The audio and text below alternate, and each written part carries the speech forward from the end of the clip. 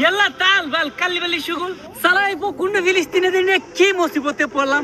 না পারছি আমেরিকার মন রাখতে, না পারছি নিজের গদি টিকে রাখতে, এদিকে জনগণ আবার কেঁপে গেল। সালা এখন বাধ্য হয়ে মিটিং এ অ্যাটেন্ড করতে হলো। ইয়াল্লা মাফি মুশকিলা, মাত্র ইসরায়েলের সাথে জমজমাট ব্যবসাটা শুরু করলাম, এখন এই ঝামেলাটা আসতে হলো।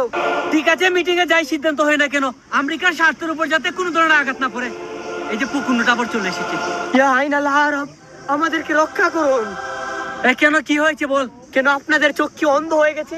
আমাদের শিশুদের আত্মচিৎকার কি আপনাদের কান পর্যন্ত পৌঁছায় না? থাম থাম, পারবি না তে লাগতে যাস কেন?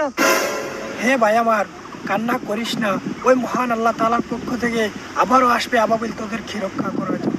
হে আরবের বাদশা, 200 কোটি মুসলমান থাকা সত্ত্বেও যদি 80 লক্ষ ইহুদিদেরকে ধ্বংস করার জন্য আল্লাহ তাআলার আবাবিলের অপেক্ষা করতে হয়, তাহলে মনে রাখবেন আল্লাহ তাআলার পক্ষ থেকে আবাবিল আসবে আপনাদের মতো কিছু নামদারি মুসলমানদেরকে ধ্বংস করার জন্য। এটা আমি কি করলাম?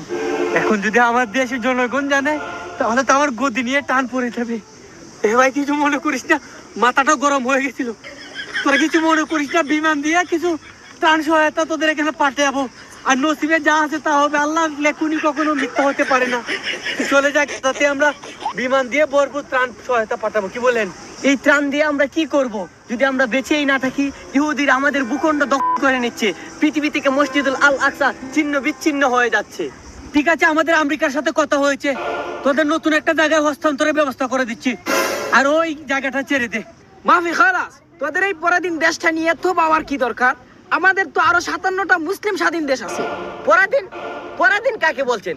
আমরা তো 100 বছর ধরে ইসরায়েলের সাথে যুদ্ধ করে আমাদের স্বাধীনতা ধরে রেখেছি। পরাধীন তো হচ্ছেন আপনারা, যারা নিজেদেরকে ইসরায়েল আমেরিকার দাসে পরিণত করেছেন। তাদের কথা ছাড়া আপনারা কিছুতেই করতে পারেন না। তাহলে আপনারা কি রূপে দাবি করতে পারেন আপনার একটি মুসলিম স্বাধীন দেশ? লা মুশকিল, খালি বললে শুগুল। আপনাদের কাছে সাহায্য চাওয়া তো আমাদের জন্য বৃথা। তাহলে মনে রাখবেন, দেখা হবে হাসরের ময়দানে। এদের কথা বাদ দেন, ওগুলাতে এজন্যই তো কথা বেশি বলে দিকেই তো করে, বুঝেন না?